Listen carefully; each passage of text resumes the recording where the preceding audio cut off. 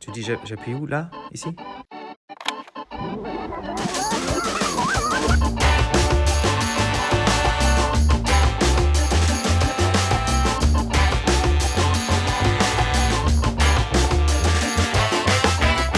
Les frangins sont pas tous gâteux, mais il y en a.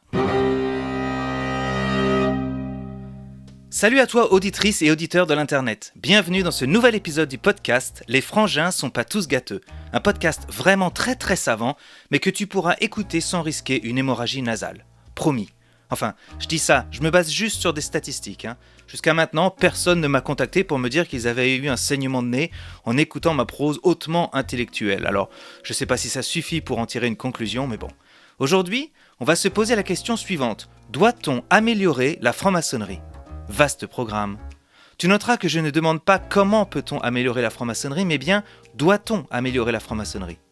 Je t'entends déjà te gratter le menton là, c'est différent ? Pourquoi il le précise ? On avait compris ? Votre hôte pour cet épisode, c'est moi, Ludo, qui vient tout juste de souffler ses 44 bougies et qui a été initié au Grand Orient de France en 2011. Maintenant, vivant au Québec et heureux propriétaire d'un basset, oui, le chien de Colombo et les pubs TéléZ pour les plus vieux qui nous écoutent. Non, il n'a pas encore réussi à résoudre un seul crime, lui, et à part dormir toute la journée et laisser traîner ses oreilles dans son bol quand il boit, il fait pas grand-chose. Souvent par la fenêtre, je vois mes voisins promener leur beau husky ou leur golden retriever. Moi, non, je sors seulement la nuit quand il fait noir, j'ai un peu honte. Oui, je sais, je publie cet épisode en retard, et vous m'en voyez vraiment désolé. Mais il y a eu mes 44 bougies à souffler, et ça déjà, ça prend du temps, on doit s'y reprendre à plusieurs fois. Et puis après, il y a eu Halloween et la chasse aux bonbons avec les enfants par moins 3 degrés dehors. Bah oui, ici au Québec, le 31 octobre, on a la neige quoi, classique. T'as les enfants qui te parlent du costume qu'ils veulent pendant des mois, on le trouve, ils sont contents, ils l'essayent des semaines avant, et puis le 31 octobre arrive et il fait froid, et tu te retrouves avec ton beau costume sous ton manteau et un bonnet sur ton masque, bref. Enfin bon, revenons à notre sujet. Alors, doit-on améliorer la franc-maçonnerie ? Tiens, j'entends du bruit, presque du chahut. Ça doit être déjà certains frères qui commencent à crier au scandale à cause de ce sujet hautement provocateur. Alors, avant que quelqu'un ne mette le feu au podcast, je vais expliquer pourquoi j'ose poser cette question. Déjà, on peut commencer par la base. Si d'emblée tu me dis que non, on ne doit pas améliorer la franc-maçonnerie, c'est que soit on considère qu'elle est parfaite comme elle est, soit qu'on peut continuer à pratiquer quelque chose qui pourrait être mieux, mais on est content avec ce qu'on a. Alors, posons-nous la question, la franc-maçonnerie est-elle parfaite ? La réponse tarte à la crème est de dire « tu peux être déçu par les francs-maçons mais pas par la franc-maçonnerie ». Je sais pas si ça résume bien le fond de ma pensée. Je suis effectivement parfois déçu par les francs-maçons, c'est assez certain. Je suis entré en franc-maçonnerie espérant y trouver une fraternité réelle, puisque c'est une des pierres angulaires de toute la démarche, mais finalement j'y ai trouvé un groupe de personnes assez divisées, où beaucoup essaient de convaincre que leur maçonnerie est meilleure que celle des autres. Là où beaucoup de profanes, de non-maçons, pensent que tout le monde en maçonnerie se serre les coudes et favorise leurs petites affaires, il apparaît que le groupe est en réalité divisé entre ceux qui se réclament réguliers et les autres qui ne le sont pas. Il y a ceux qui veulent que des hommes, celles qui veulent que des femmes, celles qui s'en fichent, ceux qui pensent que pour être maçon il faut croire en Dieu, d'autres qui disent que non, les premiers qui rigolent en disant que t'es donc pas un vrai, etc. Je parlais l'autre jour avec une maçonne qui avait été initiée dans ma loge, voilà, à peine un an. Une loge libérale et adogmatique, comme on dit, qui travaille au rite français groussier, qui est un rite très laïque. Cette sœur nous a quittés au bout de quelques mois seulement pour rejoindre maintenant une loge qui travaille au rite écossais rectifié, le RER, un rite très chrétien. Et bien voilà qu'elle me dit maintenant que moi, j'ai rien compris à la maçonnerie. Que bien sûr la maçonnerie est réservée et devrait uniquement s'adresser à ceux qui ont la foi. Bref, ça fait réfléchir. Si tu nous écoutes, ma sœur, tu le vois pas, mais là, je te salue d'un signe de la main. Qu'est-ce qu'on trouve d'autre en franc-maçonnerie qui m'a déçu ? L'ambition de certains qui ne sont là que pour accumuler les titres et les degrés, ceux qui se plaisent à faire de la politique obédientielle, comme on dit, avec des groupes qui se forment au sein des obédiences ou même parfois à l'échelle de la loge et qui s'entre-déchirent. Des maçons qui oublient que c'est la taille de la pierre qui fait le maçon et non pas la taille du tablier. Bref, rien de nouveau à l'horizon, tous les vices que tu retrouves chez tout le monde et qui éclatent dans le monde profane, au sein de n'importe quel groupe, tu les retrouves tous en franc-maçonnerie, bien sûr. Soyons clairs, tout ce que je dis existe, mais ça ne constitue pas la majorité, sinon j'aurais enfilé mes Air Jordan et je serais parti en courant depuis déjà bien longtemps. Non, Bien sûr, la grande majorité des maçonnes et des maçons sont, selon mon expérience, des gens charmants, parfois même sympathiques, avec lesquels on travaille et on s'amuse bien. C'est comme dire que les frangins sont pas tous gâteux, quoi. Non, ils le sont pas tous, mais il y en a.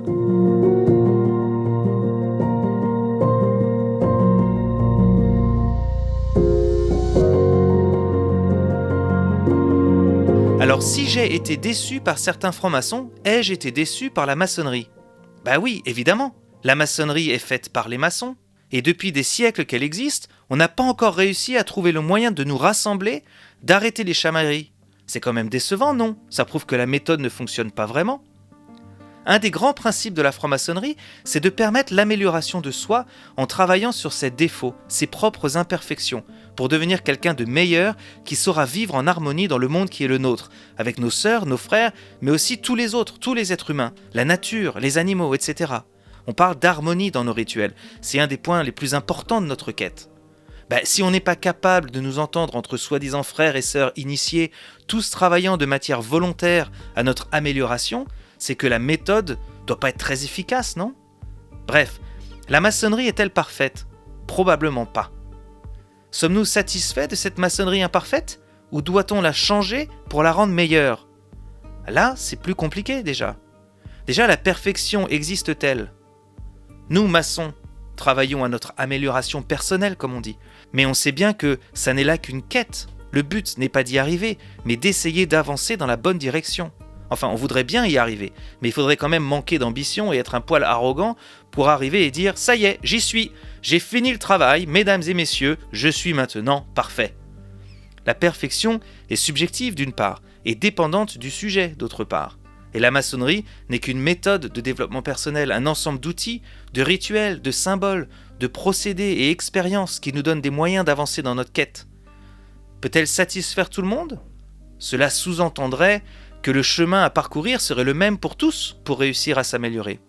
Cette méthode maçonnique aura sans doute une portée différente pour chaque maçon. Le succès de la méthode sera dépendante de plein de facteurs, plus ou moins contrôlables.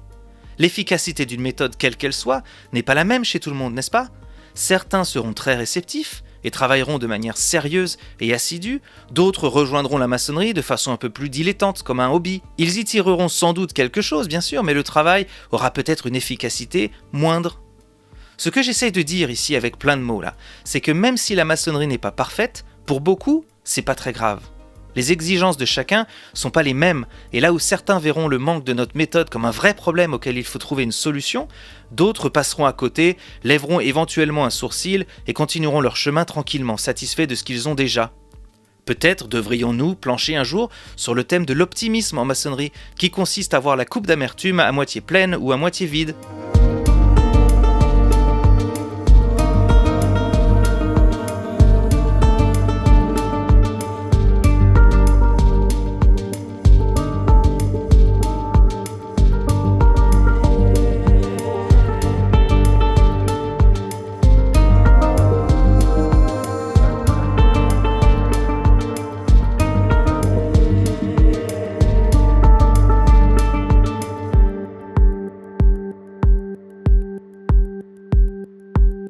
Alors, où me situe-je ?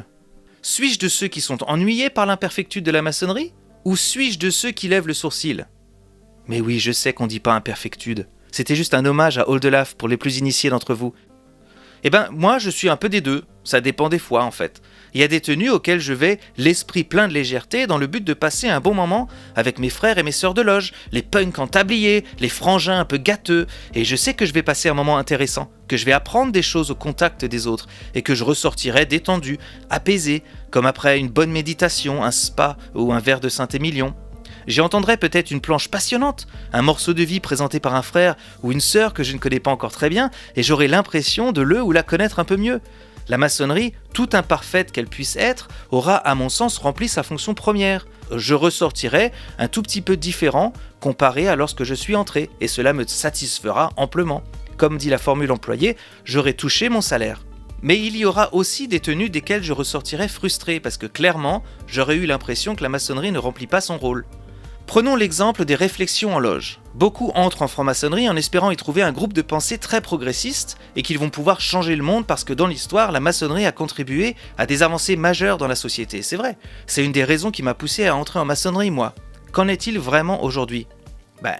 Il n'en est pas grand-chose, soyons honnêtes. Quand on demande à un membre du Conseiller de l'Ordre du Grand Orient de France qu'est-ce qu'a fait le Grand Orient dans les dernières années, les réponses sont vagues. Ça va faire 50 ans qu'il n'y a pas vraiment eu grand-chose de majeur qui a été débattu ou proposé par les loges. Est-ce une bonne chose ou pas ? Je sais pas. Une très large partie de la franc-maçonnerie n'a pas du tout pour ambition de peser dans la vie de la société et l'amélioration de celle-ci. Mais pour ceux qui font partie de cette maçonnerie progressiste censée apporter au débat, alors là, oui, il y a certainement des choses à améliorer.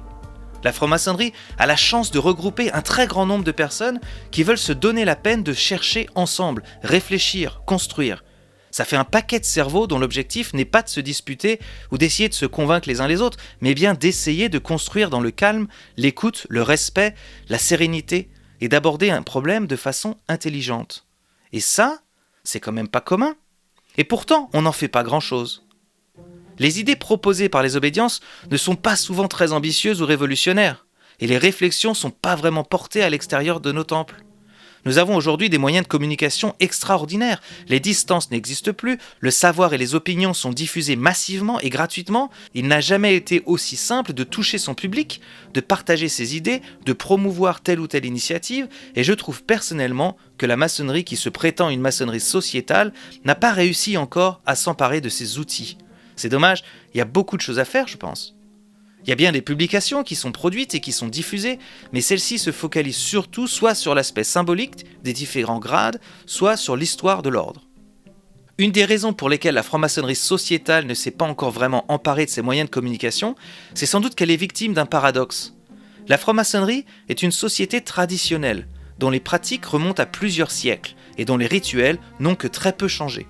Nos symboles sont les mêmes que lors de la formation des premières loges spéculatives, et c'est très bien, car nous voulons nous appuyer sur une méthode séculaire qui nous amène en dehors du brouhaha du monde profane, de sa course au succès et à l'argent. Et nous voulons prendre avant tout le temps de travailler sur nous-mêmes avant de vouloir chercher à porter nos lumières à l'extérieur du temple, comme on dit. Mais en même temps, on veut travailler à l'amélioration de l'homme et de la société. Alors, comment faire pour concilier les deux ? C'est bien là, je pense qu'il faut quand même autoriser la maçonnerie, institution progressive, à évoluer, non ? Changer un peu, améliorer certaines de nos pratiques pour les rendre plus à même de remplir nos ambitions, c'est pas forcément trahir nos fondateurs et notre histoire. Oui, le sujet du podcast est « Doit-on améliorer la franc-maçonnerie ?» Comme je suis taquin, j'ai choisi ce titre un peu provocateur pour vous faire cliquer, mais en vrai, ce que je questionne, c'est si nous pourrions améliorer ce que nous faisons de nos réflexions pour que notre devoir qui consiste à essayer d'améliorer la société dans laquelle on vit soit mieux rempli. Nous n'avons pas besoin d'agir dans la société en se réclamant d'être maçons, diront certains. Et nos engagements peuvent être pris à travers d'autres organisations ou à titre personnel. Absolument, c'est vrai. Mais pourquoi ne pas aussi le faire en tant que maçon ? Ça, c'est quelque chose que j'ai du mal à comprendre. On est quand même assez loin maintenant des persécutions des maçons, et je pense que plus nous nous afficherons, plus les derniers complotistes verront qu'en vrai, il n'y a pas grand-chose à craindre de ces mecs et nénettes en tablier qui jouent avec des équerres et des compas. Quand tu te promènes sur les routes américaines et que tu rentres dans un petit village, 4 fois sur 5, tu as un panneau juste sous le nom du village qui dit « Freemasons, free and respected ». Et que font-ils ? Ils aident leur village, ils font des levées de fonds, ils sont effectivement plutôt bien vus. Nous pourrions non seulement nous afficher davantage, nous pourrions communiquer sur les actions que nous entreprenons à travers nos différentes fondations, mais nous pourrions aussi diffuser le fruit de nos réflexions, à l'image d'un think tank, d'un comité d'éthique, d'un groupe de recherche. Nous avons un moteur qui marche incroyablement bien, mais nous semblons aimer rouler sur des départementales.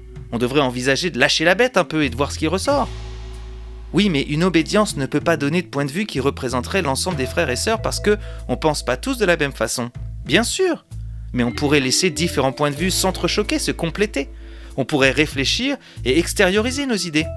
Au niveau des loges, et non pas des obédiences. On pourrait développer plus de commissions interobédientielles ou plus de réflexions et chantiers au sein de fraternelles et travailler sérieusement à peser dans le débat public, dans l'élaboration de projets. Les champs d'action sont très larges. Bref, vous l'aurez compris, j'aime la franc-maçonnerie. Je trouve que c'est un outil qui pourrait être très performant, mais qu'on n'utilise pas vraiment parce que beaucoup de frères et sœurs dépensent leur énergie dans des enfantillages. C'est comme avoir une Lamborghini et passer son temps à se chamailler en s'arrachant la carte des mains pour savoir où aller. Ah ça y est, je reviens dans mon blocage, je suis resté au siècle dernier là. Non, on n'utilise plus de cartes depuis longtemps. Ce serait comme deux frères qui s'écharpent pour changer l'itinéraire choisi par leur sat-nav. C'est décevant, non ?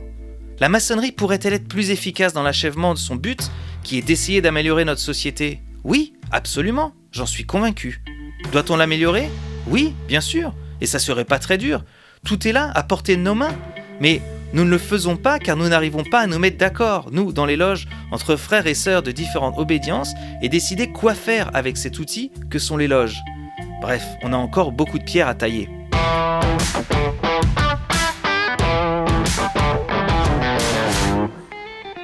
Voilà, c'est tout pour aujourd'hui. Pensez à vous abonner sur Spotify, Apple Podcasts et toutes les plateformes habituelles si vous voulez être averti quand je publierai le prochain épisode. Et puis si jamais vous voulez supporter le podcast, c'est facile. Laissez des étoiles, des likes ou des commentaires un peu partout. Vous avez le site du podcast, Instagram, YouTube, Apple TV, Spotify. Bref, les maçons sont discrets. Ok, le podcast, ouais, pas trop. Merci encore pour être là et merci d'être resté jusqu'au bout. N'oubliez pas, vous n'avez pas écouté ce podcast, c'est secret, n'en parlez à personne. Allez, à la prochaine!